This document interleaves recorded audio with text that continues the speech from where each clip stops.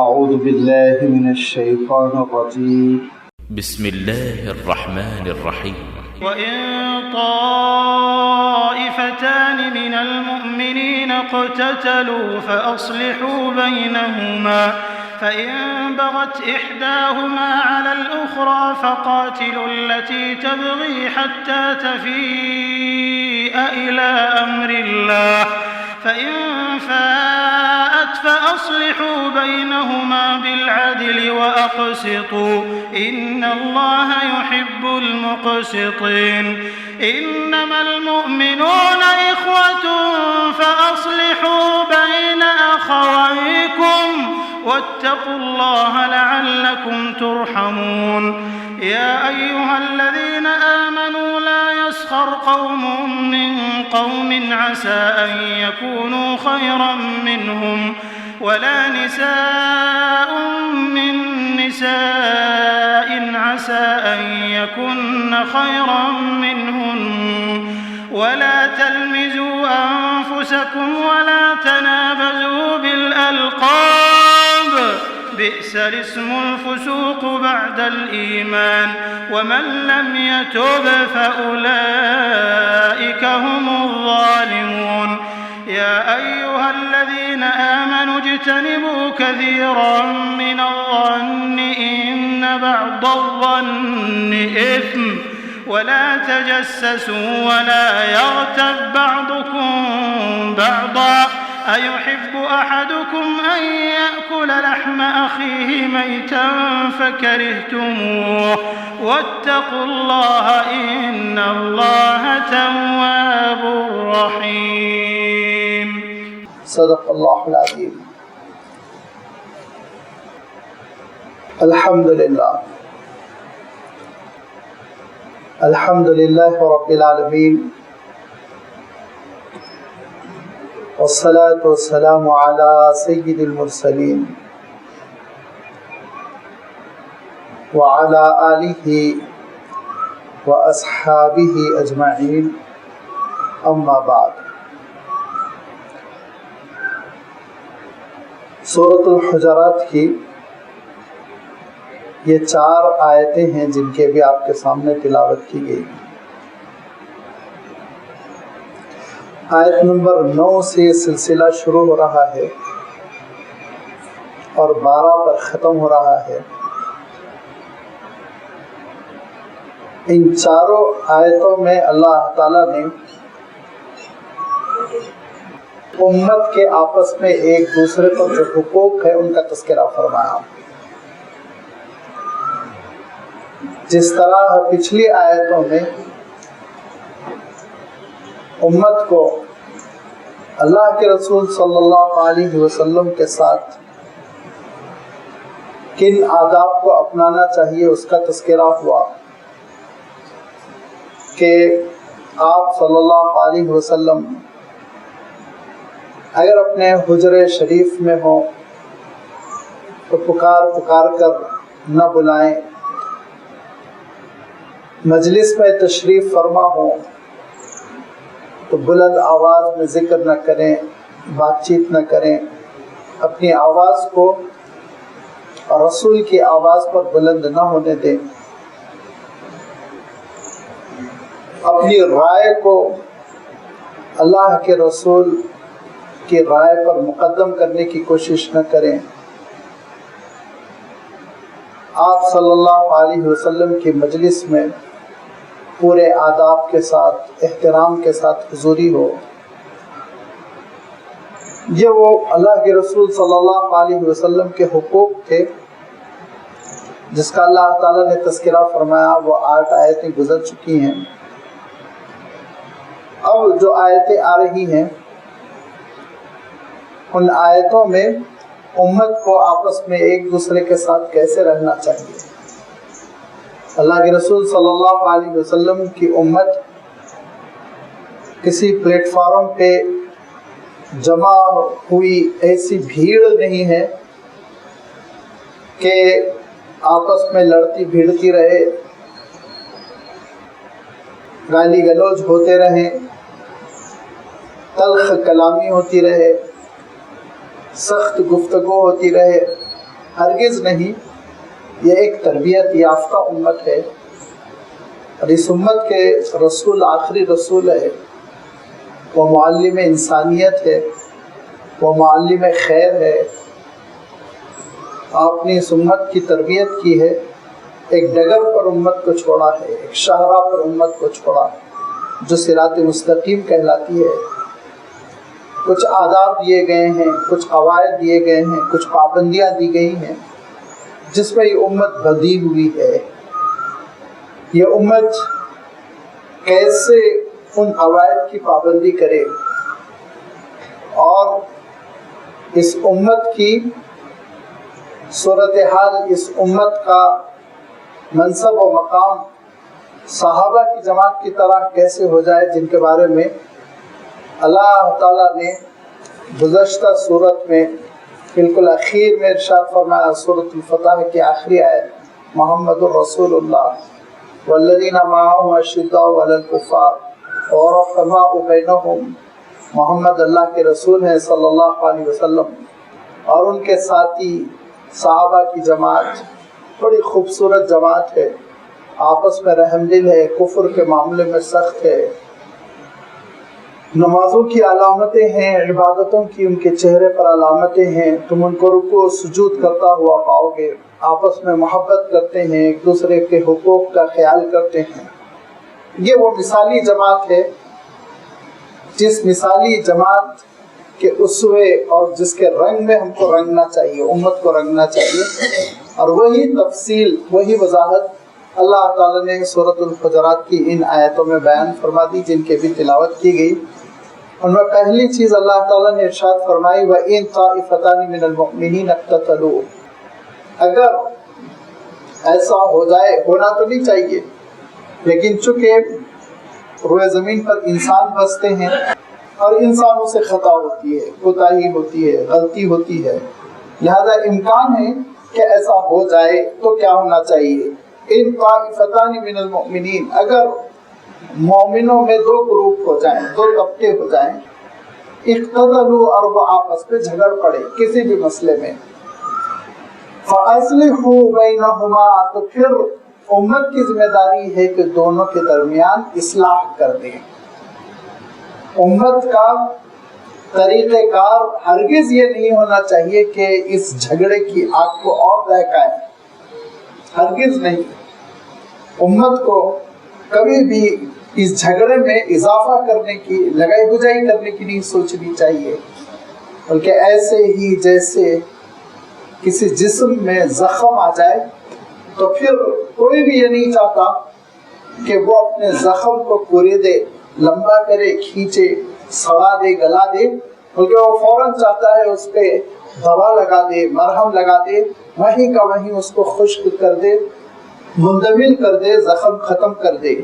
بالکل ایسے ہی اگر امت کے جسم پر, امت کے جسد پر کوئی زخم آ رہا ہے, جھگڑا ہو رہا ہے, تو پھر اوروں کی ذمہ داری یہ ہوتی ہے کہ جھگڑا ختم کر دے, جھگڑے کو بڑھانے کی ہرگز کوشش نہ کرے. یہ ہے اسلامی مزاج, یہ ہے قرآنی تربیت جس کے بالکل خلاف آج ہم جا رہے ہیں. مزاج یہ ہو گیا کہ ہم جھگڑوں میں اضافہ کرنا چاہتے ہیں, مزاج یہ ہو گیا ہے کہ ہم لڑائیوں میں اضافہ کرنا چاہتے ہیں اور جو لڑائی کی آگ لگی ہوئی ہے اس میں تھوڑا سا ایندھن ڈالنے کی کوشش کرتے ہیں, پانی ڈالنے کی کوشش نہیں کرتے. یہ مجموعی طور پر مزاج بن گیا. لیکن اللہ تعالیٰ صاف اس سے روکتے ہوئے ارشاد فرماتا ہے وَإِن, اگر جیسے کہ میں نے عرض کیا خدا نہ خواستہ ہونا تو نہیں چاہیے, لیکن بہرحال انسان ہے, کسی وجہ سے غلطی ہو گئی اور جھگڑا ہو گیا. وَإِن طَائِفَتَانِ مِنَ الْمُؤْمِنِينَ, مومنوں کے دو گروپ اقتتلوا, آپس میں جھگڑ پڑے, فَأَصْلِحُوا بَيْنَهُمَا, تو تمہاری ذمہ داری یہ ہے کہ ان کے درمیان تم اصلاح کر دو. فَإِن بَغَتْ إِحْدَاهُمَا عَلَى الْأُخْرَى, اب آگے اور بھی مسئلہ پیش آ سکتا ہے, اس کی بھی وضاحت اللہ تعالیٰ نے کر دی. تو آپ دیکھیں گے کہ اللہ تعالیٰ نے حکم دیا اصلاح کا, اصلاح کر دو, اور اس اصلاح کو اتنا اہم قرار دیا اللہ کے رسول صلی اللہ علیہ وسلم نے, اتنا اہم قرار دیا کہ ایک مرتبہ نماز کا وقت ہو گیا اور عصر کی نماز ہے, تاخیر ہوتی چلی جا رہی ہے. اللہ کے رسول صلی اللہ علیہ وسلم امامت کے لیے تشریف ہی نہیں لا رہے ہیں. مسجد نبوی کا سما ہے, صحابہ انتظار میں ہیں اور ڈر ہو رہا ہے کہ سورج زرد نہ پڑ جائے, نماز خطرے میں نہ پڑ جائے, اور ایک بے چینی کی کیفیت ہے. تو حضرت بلال نے مشورہ کیا. سب نے کہا کہ حضرت ابوبکر صدیق رضی اللہ تعالیٰ عنہ سے گزارش کی جائے کہ وہ امامت کر لیں. حضرت بلال کہتے ہیں کہ لوگوں کی رائے یہ ہے کہ آپ امامت کر لیں اور عصر کی نماز پڑھ لی جائے, مبادہ نماز قضا نہ ہو جائے. تو حضرت ابوبکر رضی اللہ تعالیٰ عنہ کہتے ہیں اگر تم لوگ متفق ہو تو مجھے کوئی اعتراض نہیں, میں امامت کر دوں گا. لہذا حضرت ابوبکر آگے بڑھے اور آپ نے تکبیر کہی, رکعت باندھ لی, مصلیوں نے رکعت باندھ لی کہ اللہ کے رسول صلی اللہ علیہ وسلم پیچھے سے پہنچ گئے. آخری صف کو جیسے ہی محسوس ہوا کہ اللہ کے رسول صلی اللہ علیہ وسلم تشریف لا رہے ہیں, انہوں نے جگہ دی. اس کے بعد کی صف نے, اس کے بعد کی صف نے, صفیں چڑھتی چلی گئی اور اللہ کے رسول صلی اللہ علیہ وسلم آگے بڑھتے بڑھتے بڑھتے بڑھتے حضرت ابوبکر صدیق رضی اللہ تعالیٰ عنہ کے پیچھے آ پہنچے. اب مسجد ہے پوری کی پوری شور کر رہی, تالیاں پیٹی جا رہی ہیں, لیکن حضرت ابوبکر صدیق کے نماز میں مگن, بالکل خبر نہیں کیا ہو رہا ہے. بہت شور بڑھ گیا تو ذرا سا آپ نے متنبہ ہو کر پیچھے دیکھا کہ اللہ کے رسول صلی اللہ علیہ وسلم پہنچ گئے. اور جیسے ہی اللہ کے رسول صلی اللہ علیہ وسلم نے دیکھا کہ حضرت ابوبکر پیچھے کی طرف التفات برت رہے ہیں تو ہاتھ سے اشارہ کیا کہ تم امامت کرو. لیکن حضرت ابوبکر صدیق رضی اللہ تعالیٰ عنہ الٹے پاؤں پیچھے آ گئے اور پہلی صف میں کھڑے ہو گئے. حضور اکرم صلی اللہ علیہ وسلم مصلی پر تشریف لے گئے اور آپ نے نماز شروع فرمائی اور پھر نماز ہو گئی.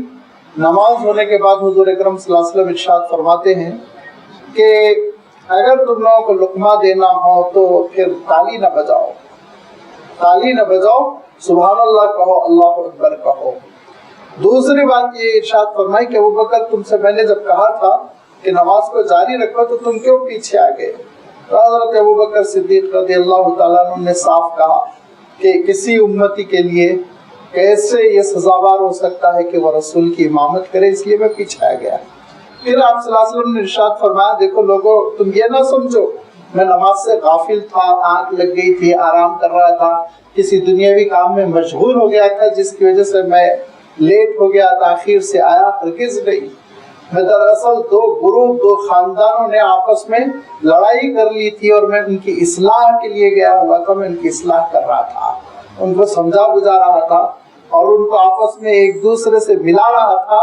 اس میں تاخیر ہو گئی, خاصی لمبی گفتگو ہو گئی اور مجھے وقت پر نماز کے لیے, امامت کے لیے پہنچنے میں تاخیر ہوئی. تو آپ اندازہ لگائیے کہ اللہ کے رسول صلی اللہ علیہ وسلم کی نماز میں تاخیر ہو رہی ہے, امامت میں تاخیر ہو رہی ہے, مسجد نبوی سراپا انتظار بنی بیٹھی ہوئی ہے, لیکن اللہ کے رسول صلی اللہ علیہ وسلم اصلاح کی کوشش کر رہے ہیں کہ مسلمانوں کے دو گروہ میں اصلاح ہو جائے. یہ لڑتے ہوئے گروہوں کو سمجھانا, آپس میں متحد کرنا, جھگڑے کو ختم کرنا. لیکن کبھی کبھی کیا ہوتا ہے اس میں ایک پارٹی, ایک گروپ بڑا ضدی ہوتا ہے, اڑیل, غلط بات پر وہ اڑ جاتا ہے, بات ہی نہیں ماننا چاہتا. تو ان کا بھی علاج اللہ تعالیٰ نے ارشاد فرمایا کہ فَإِن بَغَتْ إِحْدَاهُمَا عَلَى الْأُخْرَى, ایک گروپ دوسرے گروپ پر زبردستی کر رہی ہے, باغی بنی ہوئی ہے, زیادتی کر رہی ہے, فَقَاتِلُوا الَّتِي تَبْغِي, تو جو زیادتی کر رہی ہے نا اس کے خلاف جنگ کرو. جنگ قاتلو کا لفظ ہے, آپ ترجمہ اٹھا کر دیکھ لیجئے کہ ان کے خلاف جنگ کرو, مار پیٹ کے ان کو ٹھیک کر دو. حَتَّى تَفِيءَ إِلَىٰ أَمْرِ اللَّهِ, یہاں تک کہ وہ اللہ کے فیصلے کو تسلیم نہ کر لیں. جب تک اللہ کے فیصلے کو جو تسلیم نہیں کریں گے اس وقت تک ان کو ٹھیک ٹھاک کیا جائے گا.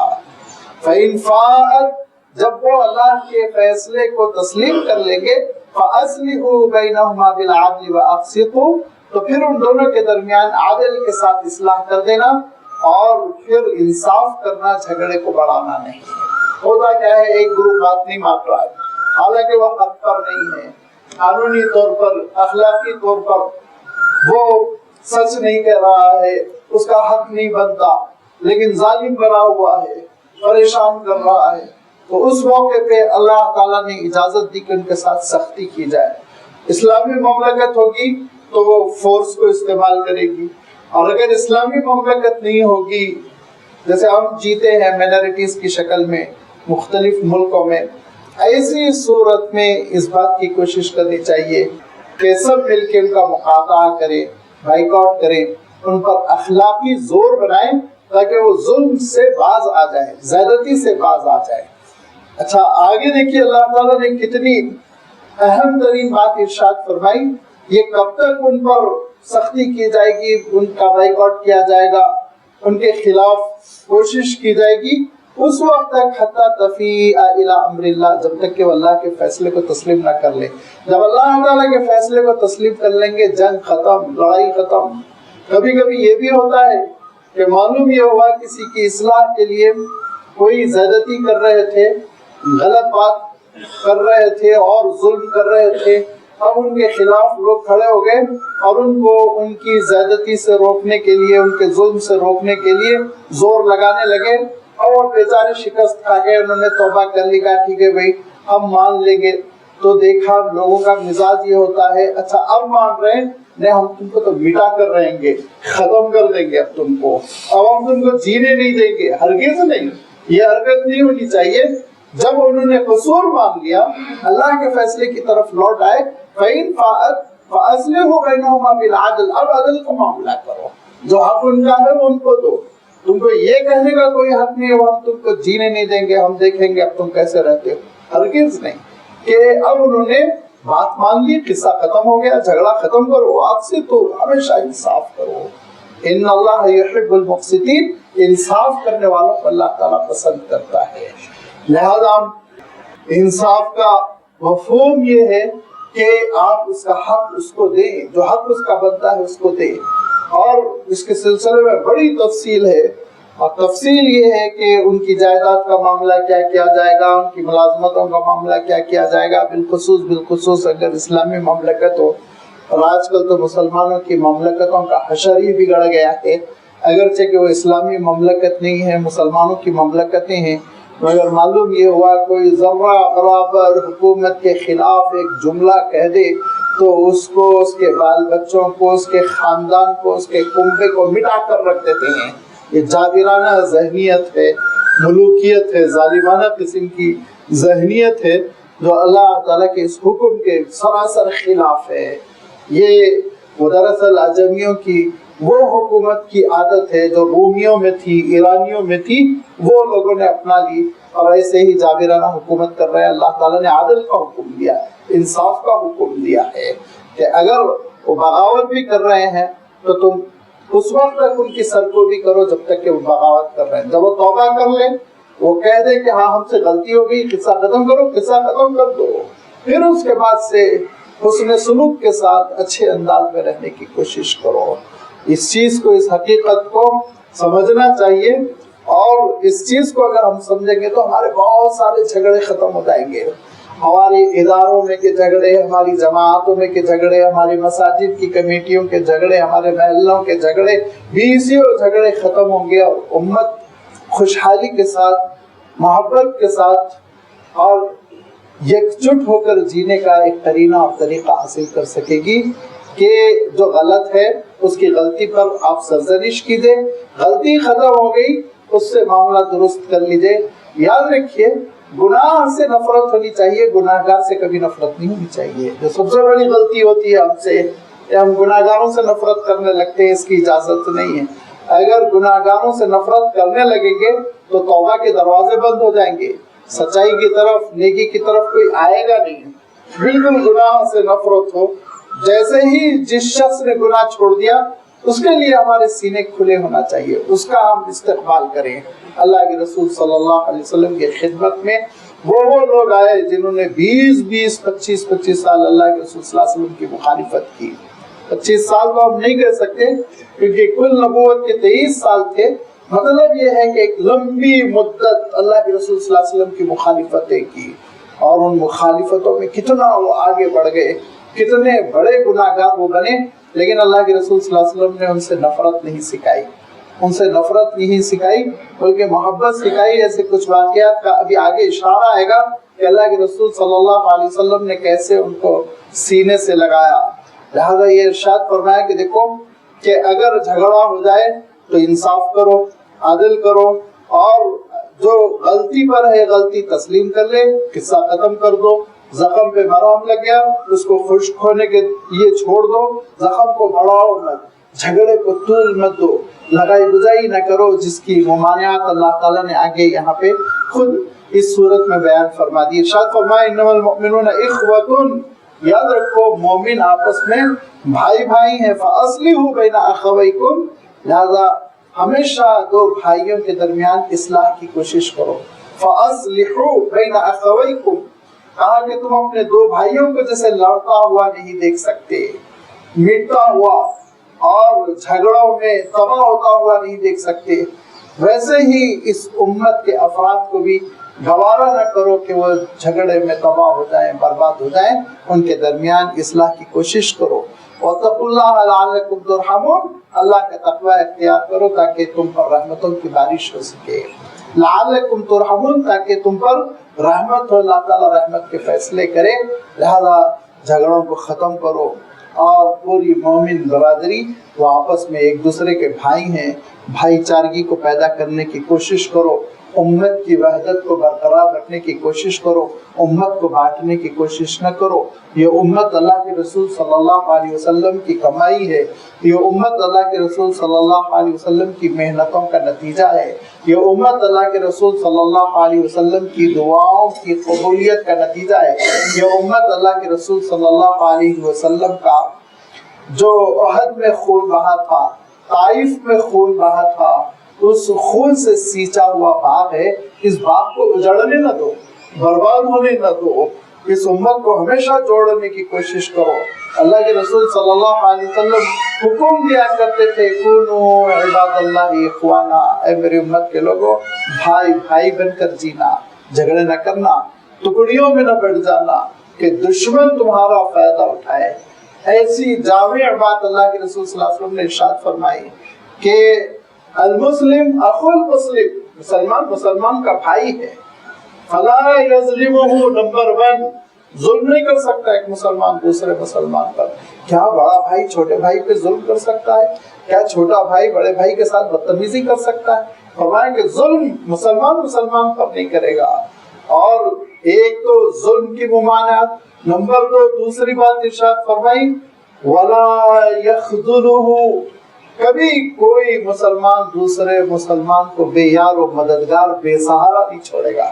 خزلہ کے معنی ہوتے ہیں بے سہارا چھوڑ دینا، ذلتوں میں پڑا چھوڑ دینا، دشمن کا شکار چھوڑ دینا. ہرگز مسلمان کسی دوسرے مسلمان کے بارے میں یہ گوارا نہیں کرنا چاہیے کہ وہ اس کو ذلیل و رسوا کر کے چھوڑ دے. اور فرمایا تیسری بات وَالْفَلَا يَحْقِرُهُ، ایک مسلمان دوسرے مسلمان کو حقیر نہیں سمجھ سکتا، ذلیل نہیں سمجھ سکتا، حقارت سے اس کو دو چار نہیں کرے گا. لہذا احکام دی اللہ کے رسول صلی اللہ علیہ وسلم نے امت بن کر جیو، امت بن کر.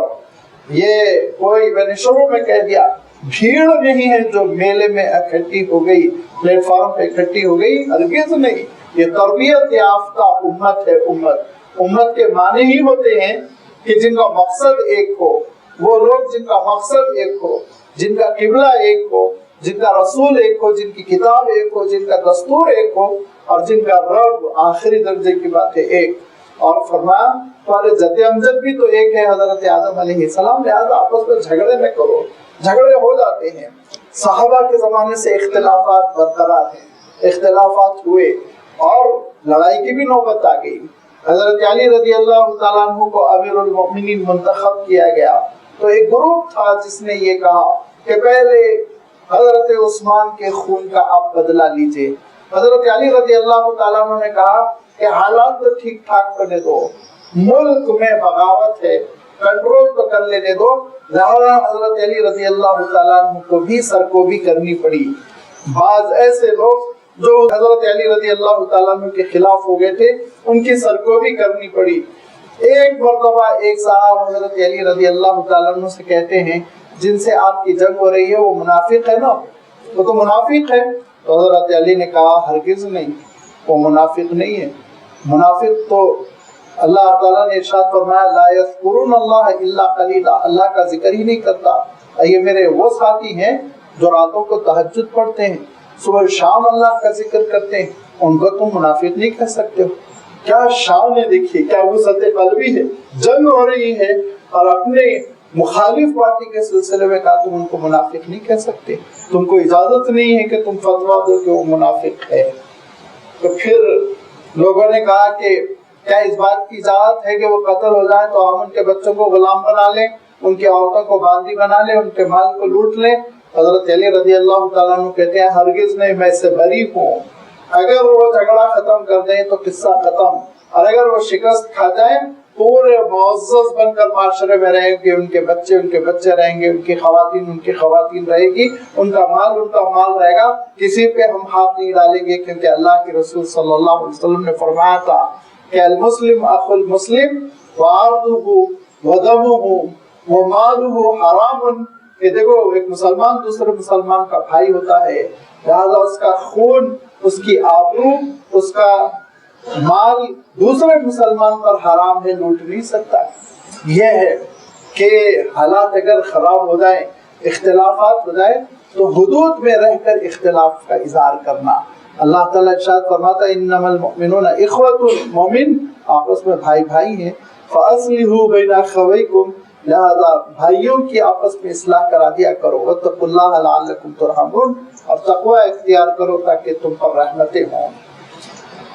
آپس میں بھائی چارگی رہے، محبت برقرار رہے، نفرتیں نہ ہو، جھگڑے نہ ہو، پارٹیوں میں نہ بٹ جائے، اور یہ امت جھگڑوں کی شکار ہو کر نہ رہ جائے. اس کے لیے اللہ تعالیٰ نے اہم ترین حکم دیا ہے. امت کی صفت کہ وہ متحد ہو کر رہے، اور اس اتحاد کو بچانے والی چیز، اس اتحاد کو برقرار رکھنے والی ادا وہ کیا ہے؟ اللہ تعالیٰ نے اس کا تذکرہ کر دیا. وہ کئی چیزیں ہیں، ان میں پہلی چیز کا اللہ تعالیٰ ارشاد فرماتا ہے، تذکرہ کرتا ہے یا ایھا الذین آمنوا لا یسخر قوم من قوم عسى يكونوا خيرا منهم ولا نساء من نساء عسى ان يكن خيرا منهن. نمبر 1 جو ایک منشور ہے، اس منشور کی پہلی دفعہ کہ اے ایمان والو، تم میں سے کچھ لوگ دیگر لوگوں کا مذاق نہ اڑائیں. اور یاد رکھو جن کا مذاق اڑایا جا رہا ہے بہت ممکن ہے جو مذاق اڑا رہے ہیں وہ ان سے کہیں بہتر ہو، ان سے کہیں اچھے ہو. اور نہ ہی چند عورتیں دیگر چند عورتوں کا مذاق اڑائیں، کیونکہ جن عورتوں کا مذاق اڑایا جا رہا ہے عسیٰ ان یکن خیرا منہن، تو مذاق اڑانے والی عورتوں سے کہیں زیادہ وہ عورتیں بہتر ہو، فائق ہو، اچھی ہو. لہذا اس بات کا امکان ہے وہ زیادہ اچھے ہوں اور تم ان کا مذاق اڑا رہے ہو. تو نمبر 1 مذاق اڑانے پر پابندی لگا دی گئی. کسی بھی دوسرے کے ساتھ آپ تضحیک کا معاملہ نہ کریں، استہزاء کا معاملہ نہ کریں، مذاق نہ اڑائیں.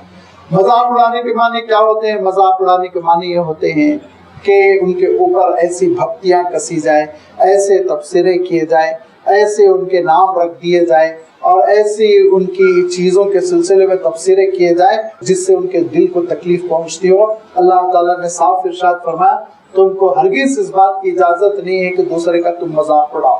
مذاق اڑانے سے یاد رکھیے دل بہت ٹوٹتا ہے.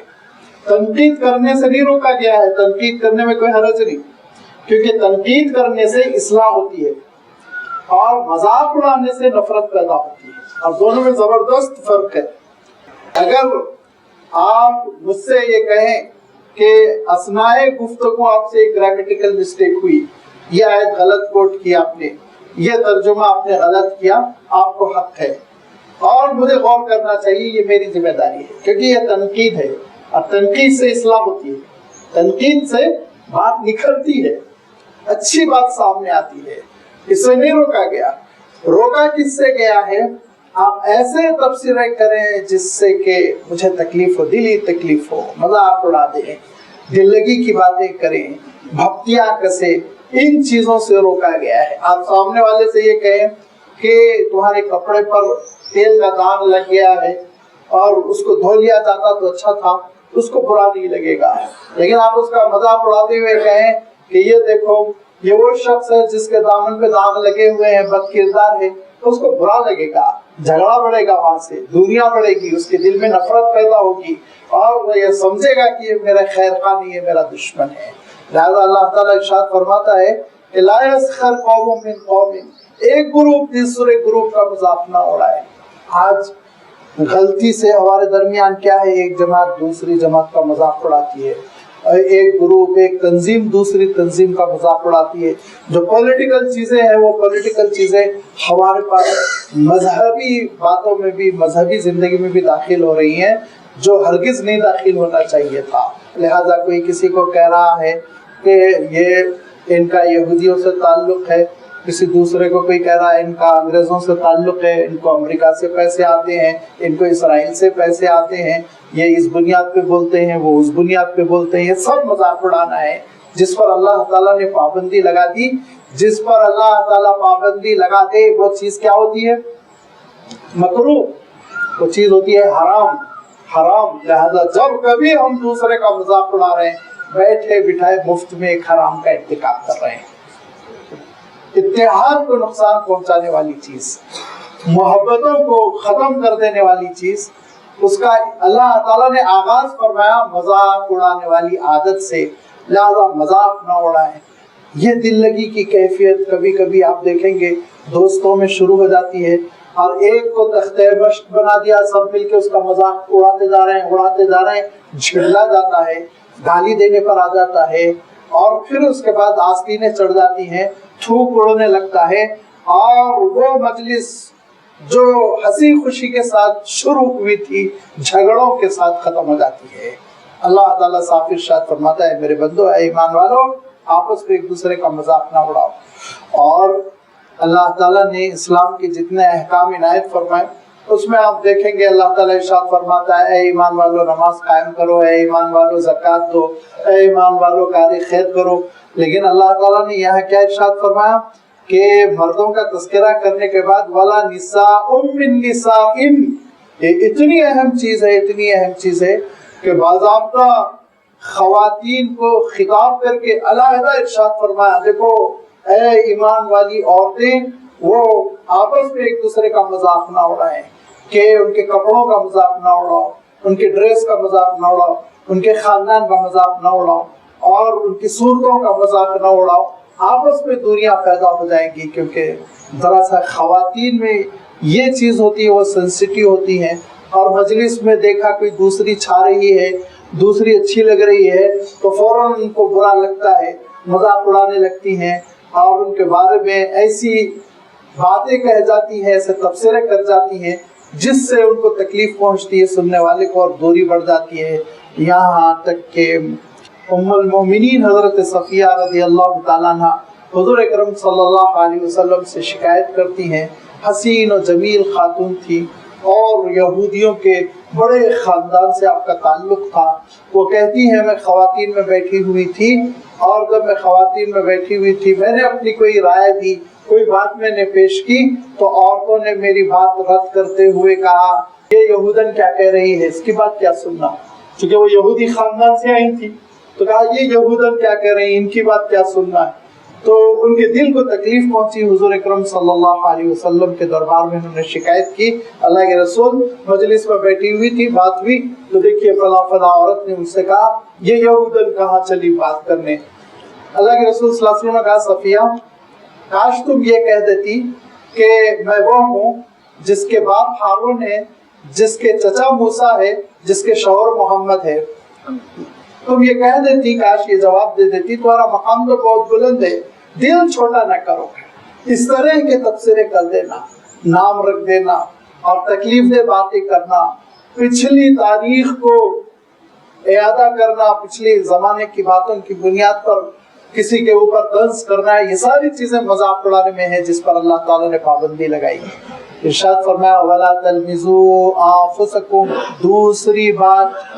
دوسری بات اللہ تعالیٰ ارشاد فرماتا ہے اور چغل خوری نہ کرو، لگائی گجائی نہ کرو، لڑانے کے لیے آپس میں ایک دوسرے کو بہکانے کی کوشش نہ کرو۔ وَلَا تَلْمِزُوا أَنفُسَكُمْ، جب تم کسی دوسرے پر عیب لگاؤ گے اور دوسرے کو بری بات کہہ کر لڑانے کی کوشش کرو گے تو گویا خود اپنے خلاف بھی کر رہے ہو. لہذا اس سے بچنے کی کوشش کرو. اور دوسرے مقام پہ اللہ تعالیٰ نے تاکید کرتے ہوئے ارشاد فرمایا ویل لکل ہمزۃ لمزہ، چغل خوری کرنے والا اور لگائی بجائی کرنے والا تباہ ہو جائے. ویل لکل ہمزۃ لمزہ، لہذا لگائی بجائی، لڑانا، دوریاں پیدا کرنا اور بہکانا آپس میں ایک دوسرے کے خلاف، اس پر بھی پابندی لگا دی. وَلَا تَنَابَزُوا بِالْأَلْقَابِ، اور برے لقب نہ دو. وہ لنگڑا ہے، وہ کالا ہے، وہ گڈا ہے، یہ ساری چیزوں سے اجتناب کرنے کی کوشش کرو. برے القاب ہرگز نہ دو. وَلَا تَنَابَزُوا بِالْأَلْقَابِ، اور برے ناموں سے، القاب سے، لقب دے کر، کسی کو ایک ٹائٹل دے کر تم پکارنے کی کوشش نہ کرو. بئس الاسم الفسوق بعد الایمان، ایمان لانے کے بعد بڑی ہی نافرمانی کی بات ہے، دین سے نکل جانے کی بات ہے کہ برے جملوں سے، بری باتوں سے لوگوں کو یاد کیا کرو. ہرگز نہیں. ایمان لا چکے ہو، اب تمہارا دل صاف ستھرا شیشے کی مانند ہونا چاہیے، اور پھر اب تمہاری زبان بہت صاف ستھری ہونی چاہیے، قابو میں رہنی چاہیے. بئس الاسم الفسوق، برے برے نام رکھنا ایمان کے بعد بہت بری چیز ہے، اس سے تم بچنے کی کوشش کرو. یہ آپس میں ایک دوسرے کے بڑے سخت غلط سے نام رکھ دیے جاتے ہیں اور وہ نام سے پکارا جاتا ہے، اور یہ پکارنا اسلام میں اللہ تعالیٰ نے پسند نہیں فرمایا. جیسے میں نے عرض کیا کہ جو ماحول بنا ہوا ہے دنیا کا، اس سے ہم لینے لگے ہیں. اب کسی کا نام رکھ دیا گیا ہے چوکیدار، اب آپ پکار رہے ہیں. کسی کا نام رکھ دیا گیا ہے چائے والا، پکار رہے ہیں. اب اس کو تکلیف ہو رہی، تو اللہ تعالیٰ ارشاد فرماتا ہے اگر تکلیف ہو رہی ہے تو تم ایسے برے ناموں سے اس کو نہ پکارو. ہاں کبھی کبھی ایسا ہوا ہے کہ بہت سے ہم نام لوگ تھے، تو پھر ہمارے اسلاف میں بھی ہوا ہے، ان میں ایک دوسرے کو فرق کرنے کے لیے کوئی ایک خاص قسم کا اسم بڑھا دیا گیا ہے. جیسے آمش کا اسم بڑھایا گیا، آرج کا اسم بڑھایا گیا، اگرچہ کہ اس کے معنی ہوتے ہیں لنگڑے کے یا نابینا کے یا بہرے کے، لیکن وہ اس لیے برا لگے، ان کو تکلیف پہنچے، اس لیے نہیں بڑھایا گیا. اس لیے بڑھایا گیا تمیز ہو سکے، فرق ہو سکے. لہذا آپ کے سامنے 4-5 عبداللہ ہے تو آپ ایسے موقع پہ کہہ سکتے ہیں کہ سینئر عبداللہ، جونیئر عبداللہ، حیدرآبادی عبداللہ. اس کو برے لقب نہیں سمجھا جائے گا. برا لقب کہتے ہیں اس کو جس لقب کے کہنے سے سننے والے کو تکلیف پہنچتی ہو. ایسے القاب سے، ایسے ٹائٹل سے کسی کو پکارنے کی ہرگز اجازت نہیں ہے. جیسے کہ ابھی میں نے عرض کیا کہ کسی نے اسلام قبول کیا ہے، اب اس کو پرانے زمانے کی بات ہے، وہ ہریجن کہہ رہا تھا، آپ یہ کہیں. جیسے میں نے ابھی عرض کیا نا، یہودن کا لفظ استعمال کیا گیا. ایسے برے القاب سے کسی کو پکارنے کی اجازت نہیں ہے. اور اس کے بعد فرمایا وَمَن لَمْ يَتُبْ فَأُولَٰئِكَ هُمُ الظَّالِمُونَ، اور جو توبہ نہ کرے تو وہ بہت بڑا ظالم ہے، اس کو توبہ کرنا چاہیے، اپنی اس حرکت کو توبہ کرنا چاہیے، ورنہ اس کا شمار اللہ تعالیٰ کے پاس ظالموں میں سے ہوگا. اور ارشاد فرمایا الظلم ظلمات یوم القیامہ، جو ظالم ہوگا اس کے لیے قیامت کے دن تاریکی ہی تاریکی، اندھیرا ہی اندھیرا. لہذا ایسے گناہوں سے بچنے کی کوشش کرو.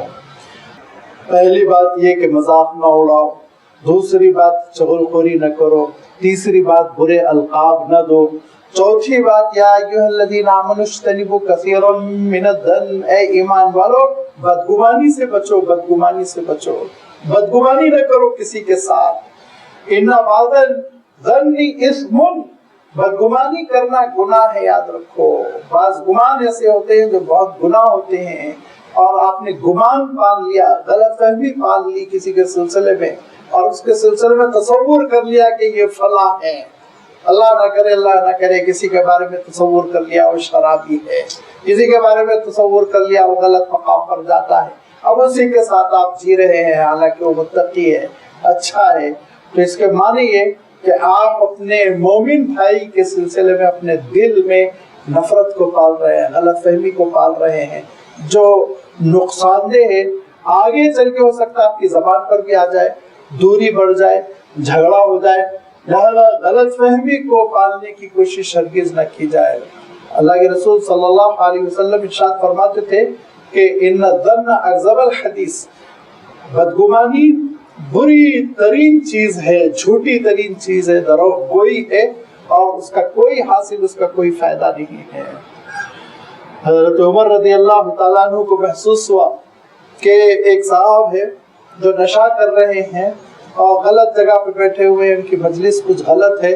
حضرت عمر نے دروازہ کھٹکھٹا کے دروازہ کھولا اور کہا کیا پی رہے ہو، کیا کر رہے ہو؟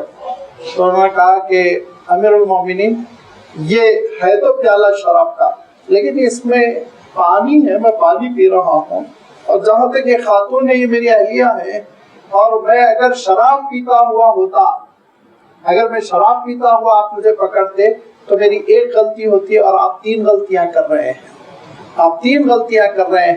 غلطی نمبر 1 آپ بدگمانی کر رہے ہیں، غلطی نمبر 2 آپ میرے پرائیویٹ لائف میں مداخلت کر رہے ہیں، غلطی نمبر 3 آپ ٹو لگا رہے ہیں، حالات کے سلسلے میں جاسوسی کرنا چاہ رہے ہیں۔ حضرت عمر رضی اللہ تعالیٰ عنہ نے کھلے دل کے ساتھ کہا بات تمہاری اس بات صحیح ہے، مجھ سے غلطی ہو گئی، تمہاری بات صحیح ہے، مجھ سے غلطی ہو گئی، مجھے شک و شبہ نہیں کرنا چاہیے تھا۔ بلا وجہ اس طرح کے شک و شبہ کرنا، غلط فہمیاں دلوں میں پالنا، یہ محبتوں کو ختم کر دینا ہوتا ہے، غلط فہمیوں کو نکال کر پھینک دینا چاہیے۔ اور اگر کسی کو شبہ ہو جائے کہ یہ صاحب یہ غلطی کر رہے ہیں، غلط کام کر رہے ہیں، ڈائریکٹ ان سے ملاقات کیجئے، گفتگو کیجئے، ان سے معلوم کر لیجئے کہ آپ یہ غلط کام کر رہے ہیں۔ اگر وہ صراحت کر دیں، صاف سیدھی بات کہہ دیں تو قصہ ختم ہو گیا۔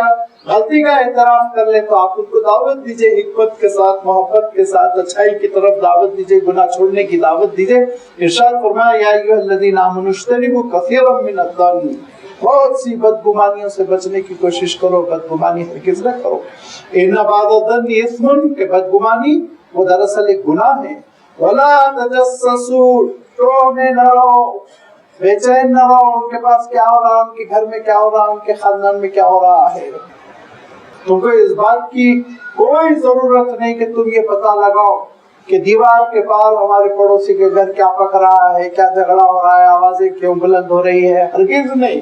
آوازیں آ رہی ہیں تلاوت کرتے بیٹھ جاؤ، آوازیں آ رہی ہیں تو تم کمرے سے نکل جاؤ، دور چلے جاؤ۔ ہو سکتا وہ کچھ آپس میں مفاہمت کر رہے ہو، جھگڑا کر رہے ہو، حل کر لیں گے، تم کو ٹون لگانے کی ضرورت نہیں۔ کان لگا لگا کے جو سنتے ہیں نا، اس چیز کو اللہ تعالیٰ نے بالکل پسند نہیں فرمایا۔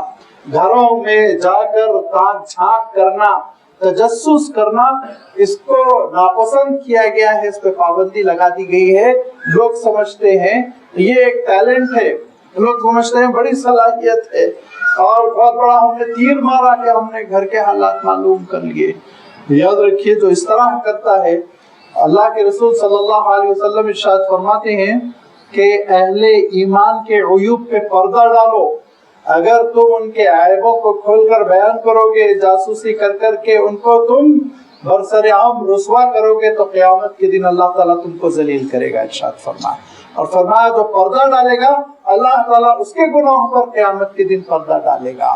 لہذا لوگوں کے سلسلے میں تجسس نہ کرنا، لوگوں کے سلسلے میں ٹو میں نہ رہنا، ان کے گھر میں کیا ہو رہا ہے، کیوں گوشت بھنے جانے کی خوشبو آ رہی ہے، پیسے کہاں سے آ گئے، اور یہ آواز نئی عورت کی کیوں آ رہی ہے، کون آ گیا ان کے گھر میں، اور میاں بیوی میں جھگڑا تو نہیں ہو رہا ہے، آواز بلند آ رہی تھی، اور اس کے بعد معلوم یہ ہوا دوسرے دن مسجد میں تبصرے ہو رہے ہیں، سنایا جا رہا ان کے گھر میں تو رات میں جھگڑا ہوا، ان کے گھر میں تو رات میں فلاں چیز ہوئی، فلاں کام ہوا۔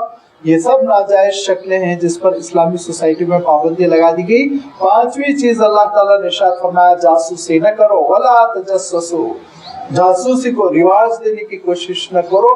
یہاں تک کہ علماء نے لکھا ہے کہ اسلامی مملکت کے سربراہوں کے لیے اجازت نہیں ہے کہ وہ جاسوس چھوڑے۔ اپنی سوسائٹی میں جنگ کے لیے مخالف اور دشمن کے پاس جاسوس بھیجنا الگ چیز ہے، لیکن فرمایا اپنی مملکت میں اپنے شہریوں کے لیے جاسوس چھوڑ کر وہ معلومات حاصل کرنے کی کوشش کریں، معلومات اکٹھی کرنے کی کوشش کریں، یہ جائز نہیں کا، سربراہ مملکت کے لیے جائز نہیں۔ اور میں نے عرض کیا نا کہ اتنا ہی مسلم سوسائٹی الٹی ہو گئی۔ عرب ملکوں میں عالم یہ ہے کہ آپ کار میں تبصرہ کیجئے حکمرانوں پر، شام میں پولیس آ دھمکتی ہے کیونکہ کاروں میں کیمرے لگے ہیں، ऑफिसों में कैमरे लगे हैं, हर जगह जासूसी का निजाम है, और जितना आदमी तरक्की करता जाता है उतना उसके पीछे जासूस छोड़ दिए जाते हैं, और उसके लिए लाखों रुपए खर्च हो रहे हैं, और बड़े महकमे हैं जासूसी के जो राइज किए जा चुके हैं। ये अल्लाह ताला के हुक्म के खिलाफ है। वला तजस्सुस, तजस्सुस की जरूरत नहीं है, खुले दिल के साथ। असल में इंसान का आलम ही होता है जब खुद गुनाहगार होता है ना, बेईमानियां करता रहता है, चोरियां करता रहता है, स्कैंडल्स करता रहता है, रिश्वत खाता रहता है, तब उसको घबराहट रहती है कौन मेरे बारे में क्या कह रहा है। जो खुद साफ सुथरा हो, जिसका दामन बिल्कुल साफ सुथरा हो, किरदार बिल्कुल शफाफ हो, उसको कोई फिक्र नहीं होती जासूसी की और लोगों की टोह में रहने की, कौन मेरे बारे में क्या कह रहा है। वो कहता है अगर कोई मेरी गलत गिबत भी कर रहा है तो अल्लाह ताला उसकी खबर लेगा, वो खुद परेशान नहीं होता। लिहाजा ये कैमरों का और ये जासूसी का निज़ाम ये इस्लाम का निज़ाम नहीं है। कैमरों से मुराद वो कैमरे नहीं है सिक्योरिटी वगैरह के लिए जो लगाए जाते हैं, बल्कि जो जासूसी के लिए जो चीजें की जाती है उनके सिलसिले में मैं अर्ज कर रहा हूँ। इरशाद फरमाया छठी चीज, वला यख्तबाकुम बाज़ा, तुम में से किसी को दूसरे की गीबत करने की इजाजत नहीं है। और गीबत तो आप जानते ही हैं कि हज़रत आयशा रज़ियल्लाहु तआला अन्हा ने कहा कि अल्लाह के रसूल वो कहती है, हाथ से ऐसे इशारा किया जिसके माने वो गिड्डी औरत कहती है, छोटे कद की औरत कहती है। तो हुजूर ने कहा वाह, गिबत कर दी, मेरी मजलिस में तुमने गिबत कर दी। तो कहा कि अल्लाह के रसूल नहीं, वो वाक़तन पस्ता कद है, वो गिड्डी है, सचमुच गिड्डी है वो। तो हुजूर अकरम सल्लल्लाहु अलैहि वसल्लम इरशाद फरमाते हैं वो अगर पस्ता कद है तो गिबत है, और अगर गिड्डी नहीं है वो तब तुम उनको गिड्डी कह रही हो तो गिबत के साथ बहतान भी है, बहतान भी लगा रही हो। कहा अगर जो ऐब इंसान के अंदर है उस ऐब का तस्करा उसकी आदम मौजूदगी में किया जा रहा है तो ये बहतान है। जो ऐब ही नहीं है तो आप बहतान लगा रहे हैं, लेकिन जो ऐब मौजूद है उस ऐब का तस्करा उसकी आदम मौजूदगी में किया जा रहा है तो वो गिबत है। कैसे आप अंदाजा कीजिए कि एक साहब का मसला ऐसा हुआ कि उन्होंने खुद एतराफ किया कि मुझसे ये गुनाह हुआ, और उस गुनाह की जो हद है वो जारी कर दी गई, रजम किया गया, उनको संसार किया गया।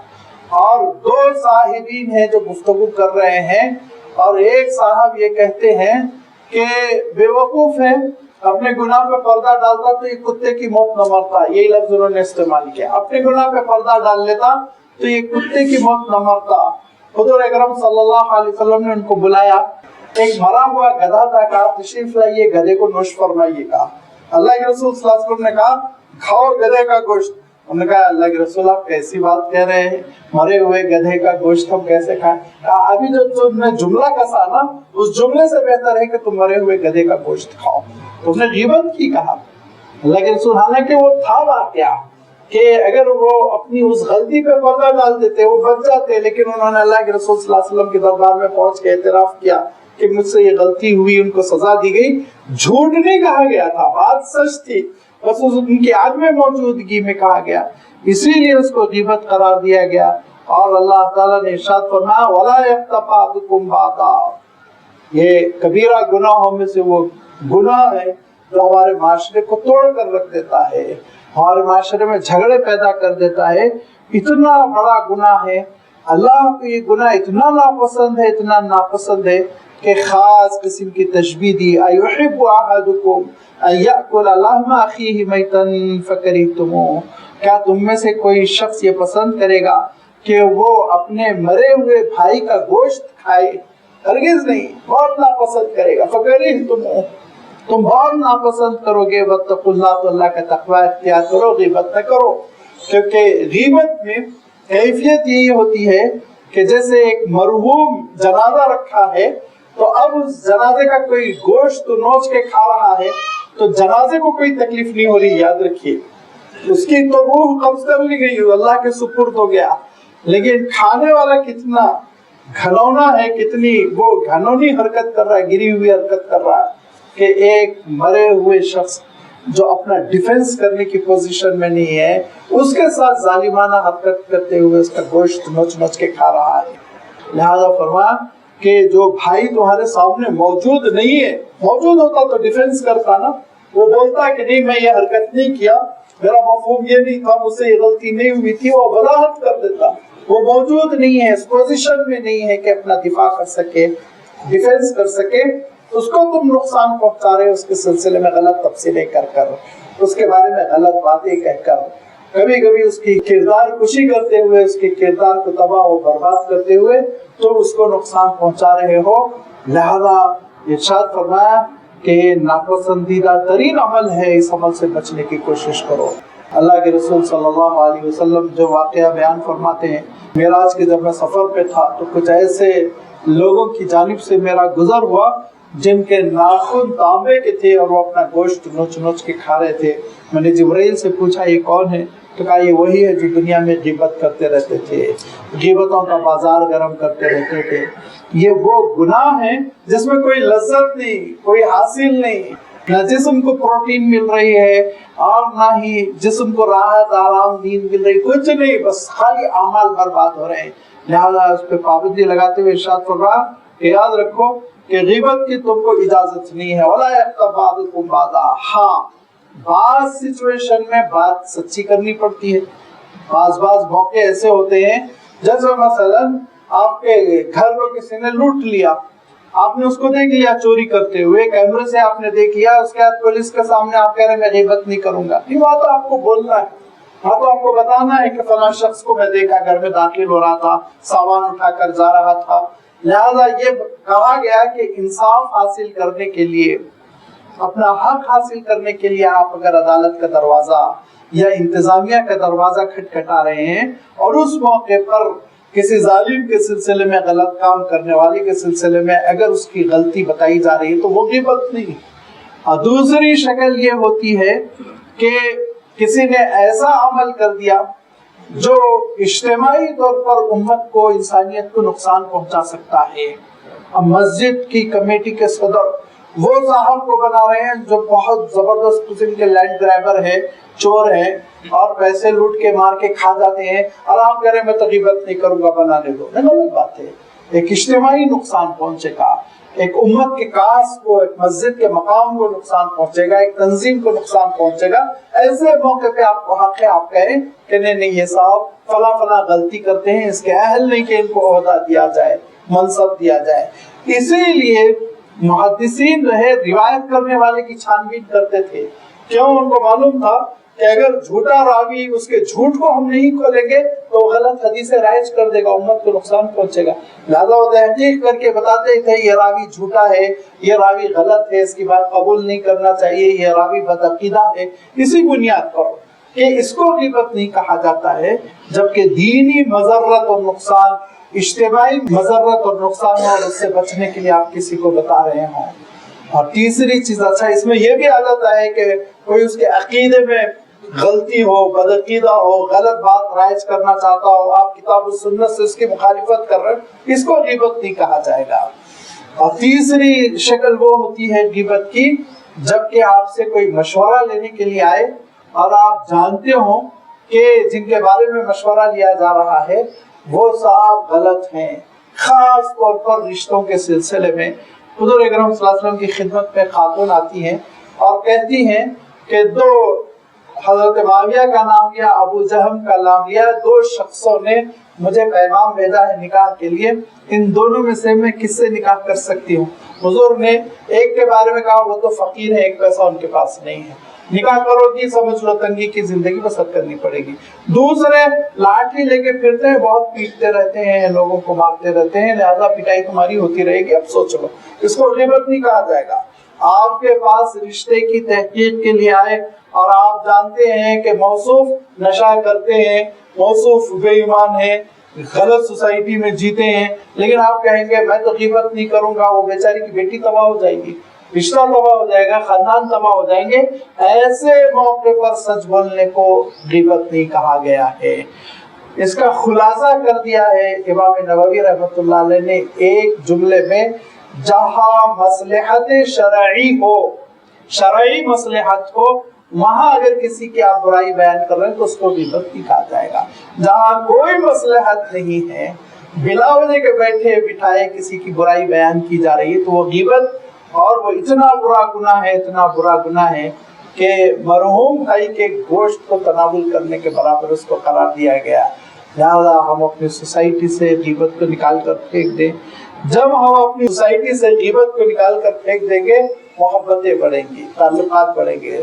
آج بگاڑ جو پیدا ہوتا ہے نا، یہی لگائی بجائی، غیبتیں کرنا اور کسی کے سامنے دوسرے کی برائی بیان کرنا، اتنا بہکانا، اتنی برائی بیان کرنا کہ اس کی وجہ سے نفرت دل میں جنم لے لے، اور وہ نفرت پھر آگے چل کے جنگ و جدل، لڑائی جھگڑے کا سبب بن جائے۔ ان کو نکال کر پھینک دینا چاہیے۔ بلکہ اللہ کے رسول صلی اللہ علیہ وسلم نے کہا کہ دیکھو جھوٹ، اس پر اللہ کی لعنت ہے، جھوٹ نہیں بولنا چاہیے، لیکن فرمایا دو لوگوں میں اصلاح کرانے کے خاطر اگر تم جھوٹ بول جاؤ تو اللہ تعالیٰ معاف کر دے گا۔ دو رشتہ دار دور ہو چکے ہیں آپس میں ایک دوسرے سے، اور اس کے بعد سے آپ ایک دوست کے پاس، ایک بھائی کے پاس پہنچے اور یہ کہہ رہے بھائی وہ صبح شام تم کو یاد کرتا ہے، اور وہ زمانے کو یاد کرتا ہے جب تم دونوں ملا کرتے تھے، محبت سے رہا کرتے تھے، اس کو بڑا پچھتاوا ہے کہ آج دوریاں ہو گئی، ملاقاتیں نہیں ہو رہی ہیں۔ اس طرح کے جملے مبالغے کے کہہ دینے میں کوئی حرج نہیں، حالانکہ وہ یاد نہیں کر رہا تھا، حالانکہ اس کے دل میں حسرت نہیں تھی، لیکن دونوں قریب آ جائیں، دوریاں ختم ہو جائے۔ اس کے لیے اللہ کے رسول صلی اللہ علیہ وسلم کہتے ہیں اگر تھوڑا سا جعلی قسم کے بہانے اگر تم بیان کر دو تو انشاءاللہ اللہ تعالیٰ جھوٹ کا گناہ تم کو نہیں دے گا۔ یہ اصلاح کرنے کے لیے کوشش کرنا اور اس کے برخلاف دوری پیدا کرنے کے لیے لگانا بجانا، دوری پیدا کرنا، نفرتیں دلوں میں پیدا کرنا، اور یہ جو عام طور پر میڈیا کرنے لگا ہے، اس میڈیا کے رویے کو اپنانا، یہ ساری چیزیں ناپسندیدہ ترین قرار دی گئی۔ اور خلاصہ کلام یہ ہے، یاد رکھیے کہ زبان پر قابو رکھنا، زبان کا غلط استعمال نہ کرنا۔ رمضان المبارک کی آمد ہے، بڑا ہی مقدس مہینہ ہے، آپ نے بڑی فضیلتیں سن رکھی ہوں گی قرآن مجید کی روشنی میں، احادیث صحیحہ کی روشنی میں، کون انکار کر سکتا ہے؟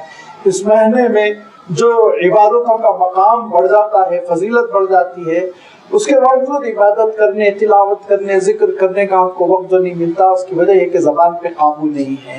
زبان پر اگر ہم قابو حاصل کر لیں، یہ زبان جڑ ہے جھگڑوں کی، یہ زبان جڑ ہے دوریوں کی، یہ زبان نفرتیں پیدا کرتی ہے۔ اللہ کے رسول صلی اللہ علیہ وسلم فرمایا کرتے تھے جو دو جبڑوں کے درمیان چیز ہے یعنی زبان، اور جو دو رانوں کے درمیان کی چیز ہے، اگر کوئی ان پر قابو کی ضمانت دے دے تو میرے پاس آئے، میں اس کو جنت کا وعدہ کرتا ہوں، میں جنت کی ضمانت دیتا ہوں، میں اس کو جنت کی ضمانت دیتا ہوں کہ انسان بد کردار نہ ہو، انسان بے حیائی کا ارتکاب نہ کرے اور زبان قابو میں رکھے، غلط بیانی نہ کرے، زبان کا غلط استعمال نہ کرے۔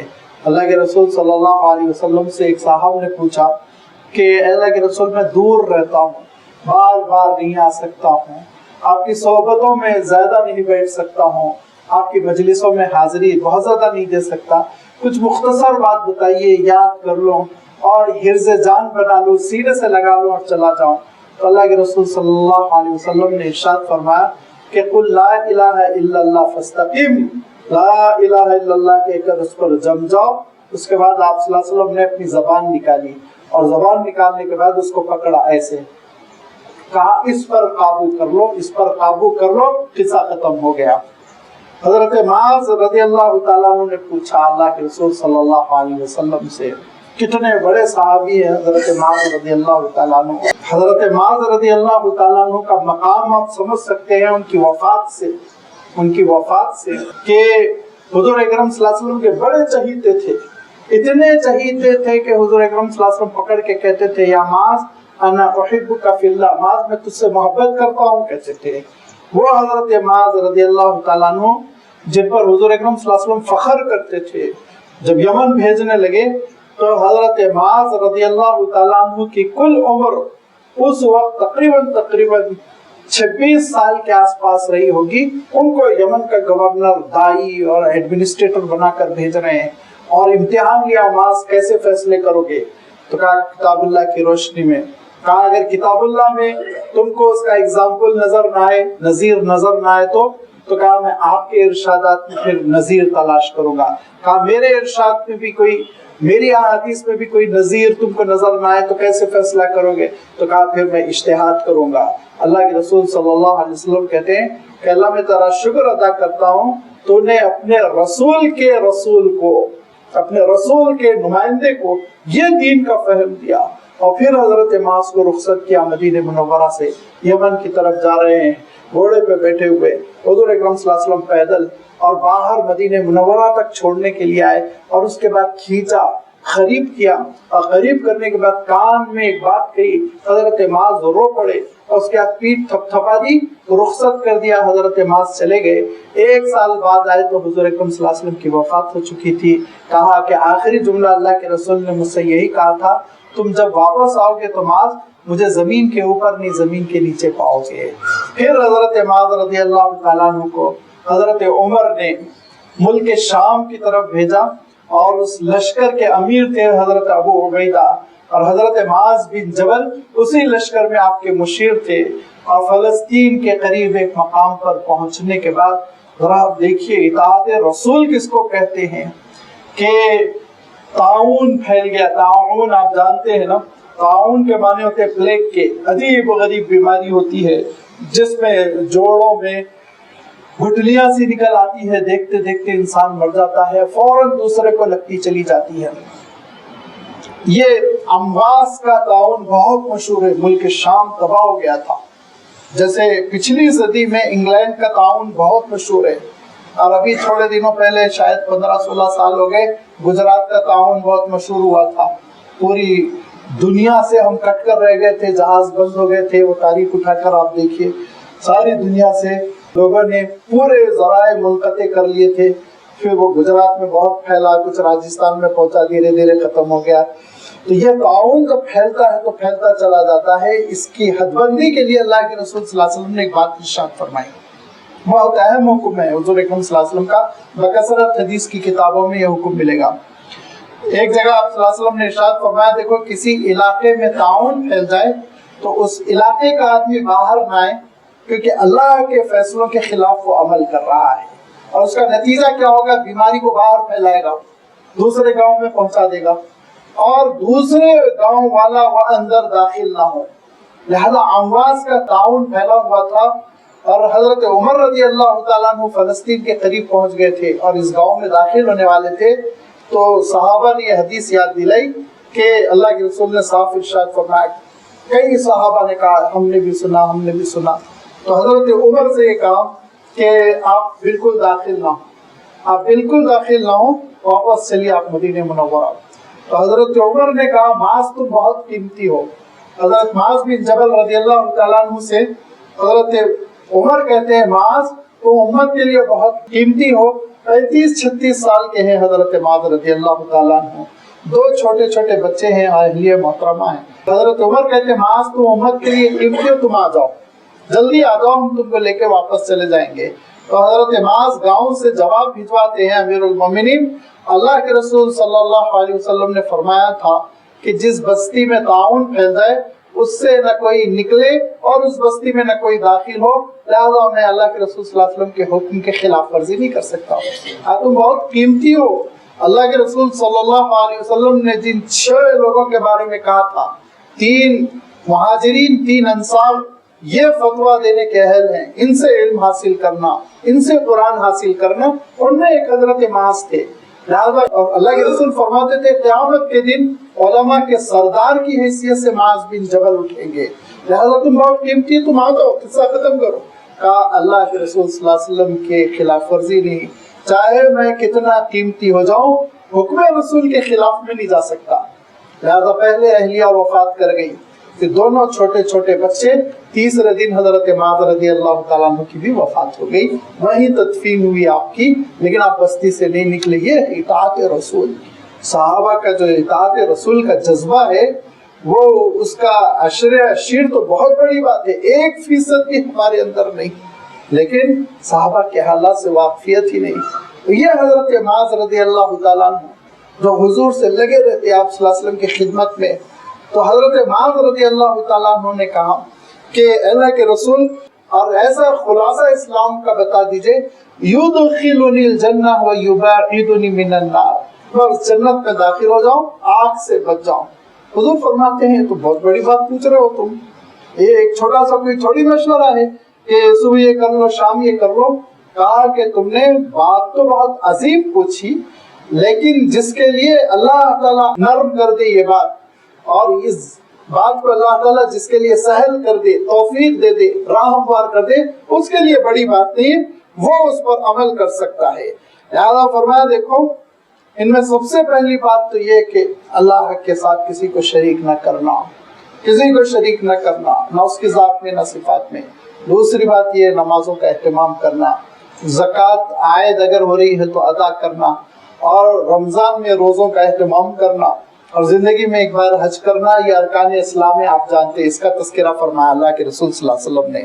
اور اس کے بعد ارشاد فرمایا اور میں تم کو خیر کا جو باب داخلہ ہے، نیکی اور بھلائی کا جو باب داخلہ ہے وہ بتا دوں۔ تو حضرت معاذ نے کہا اللہ کے رسول ارشاد فرمائی، کہا یاد رکھو اس میں سب سے اہم بات یہ ہے کہ روزوں کا اہتمام کرو، الصوم جنۃ، اور روزہ شیلڈ ہے، تم کو گناہوں سے بچائے گا۔ روزہ جو بچانے کے لیے ایک ہتھیار ہوتا ہے نا، وہ شیلڈ کی مانند ہے جو تم کو گناہوں سے بچائے گا، الصوم جنۃ۔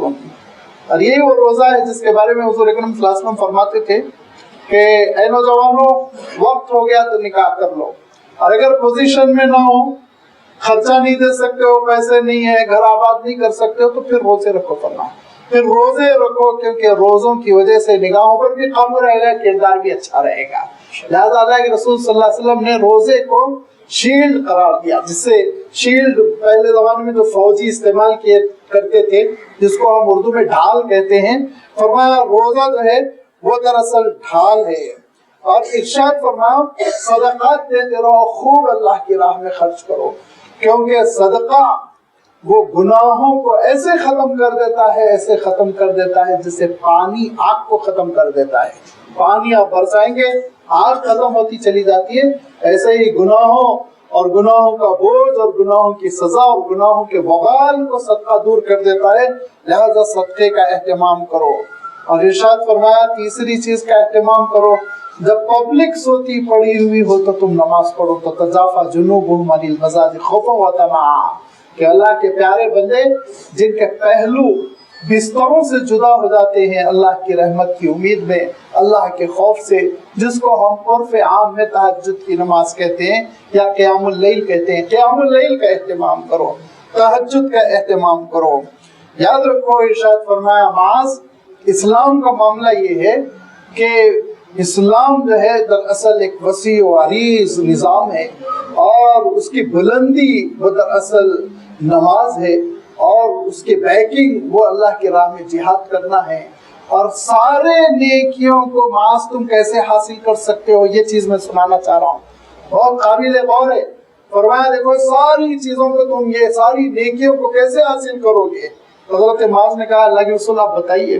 کہا ساری نیکیوں کو حاصل کرنے کے لیے آپ نے اپنی زبان پکڑ لی اور کہا کف ھذا، اس پہ قابو رکھو، اس پہ زبان پہ قابو رکھو، اس زبان کو غیبت کرنے نہ دو، اس زبان کو چغل خوری کرنے نہ دو، اس زبان کو بہتان لگانے نہ دو، اس زبان کو برے القاب لگانے نہ دو، زبان پہ قابو رکھو، زبان پہ قابو رکھو۔ تو حضرت معاذ نے کہا اللہ کے رسول زبان یہ اتنے پرابلم پیدا کرتی ہے، اتنے مسائل پیدا کرتی ہے؟ تو آپ صلی اللہ علیہ وسلم ارشاد فرماتے اور نہیں تو کیا، یاد رکھو اکثر و بیشتر لوگ جہنم میں داخل ہوں گے اپنی زبان کی کھیتی کو کاٹنے کے لیے، زبان کی جو فصل آئے گی جہنم میں اس کو کاٹنے کے لیے جہنم میں جھونکے جائیں گے، جہنم میں ڈال دیے جائیں گے۔ یہ وہ زبان ہے جس کے غلط استعمال کی وجہ سے فتنے، یہ وہ زبان ہے جس کی وجہ سے نفرتیں، یہ وہ زبان ہے جس کی وجہ سے جھگڑے، یہ وہ زبان ہے جس کی وجہ سے گناہ بے لذت، بڑے بڑے جرائم، یہ وہ زبان ہے جس کی وجہ سے ہم دیکھتے ہیں نیکیوں کا قتل عام ہوتا چلا جاتا ہے، نیکیاں ختم ہو جاتی ہیں۔ زبان پر قابو رکھا جائے۔ رمضان المبارک میں اس بات کا اہتمام کیجئے، اس زبان کو غیبت مت کرنے دیجئے، بہتان ترازی مت کرنے دیجئے، غلط بیانی مت کرنے دیجئے، دروغ گوئی مت کرنے دیجئے۔ اور اللہ کے رسول صلی اللہ علیہ وسلم نے جو ارشاد فرمایا من کان یؤمن باللہ والیوم الآخر فلیقل خیرا، औ लयस्मुत, अगर अल्लाह और उसके रसूल पर ईमान है तो फिर क्या करो, कहा खैर हो तो कहो वरना खामोश रहो, भली बात हो तो कहो वरना खामोश रहो, जबान को गलत सलत मत इस्तेमाल करो। लिहाजा कम से कम हम जबान को इस्तेमाल करें, जिक्र के लिए जबान को वक्फ कर दें, दुरूद शरीफ के लिए वक्फ कर दें, इस्तिग़फ़ार के लिए वक्फ कर दें, दुआओं के लिए वक्फ कर दें, तिलावत के लिए वक्फ कर दें। इस जबान से हम जब नेकियों की खेती लगा सकते हैं तो फिर क्यों बुराइयों की खेती लगा रहे हैं जहन्नम में जाने के लिए। लिहाजा ये जबान बहुत अहम चीज है। जितने अल्लाह ताला ने यहाँ पे गुनाहों का तज़किरा फरमाया वह सब जबान से पैदा हो रहे हैं। एक दूसरे का मजाक न उड़ाओ और तगलगरी न करो, बुरे अलकाब से लोगों को याद न करो और बदगुमानी न करो, तजस्सुस न करो, गीबत न करो। सारी चीजों से हम बच जाएंगे, जबान पे काबू पा लेंगे और जबान पर काबू पा लेंगे तो फिर अल्लाह की रहमतों से हम माला माल होंगे। आगे अल्लाह ताला ने इरशाद फरमाया कि जहाँ उम्मत के हुकूक, याद रखिए उम्मत दो तरह की है, एक है उम्मतुल इजाबत और एक है उम्मतुल दावत। हम लोग उम्मत इजाबत है, लब्बैक कहा अल्लाह के रसूल सल्लल्लाहु अलैहि वसल्लम की सदा पर, और एक उम्मत दावत है जिनको दावत देना है, उनको भी इंसानियत से नहीं खारिज किया गया, उनके क्या हुकूक है उसका भी तज़किरा फरमाया। इंशाअल्लाह आइंदा इतवार उसकी वज़ाहत आपकी खिदमत में रखी जाएगी। व आखिरु दावाना अनिल हम्दुलिल्लाहि रब्बिल आलमीन।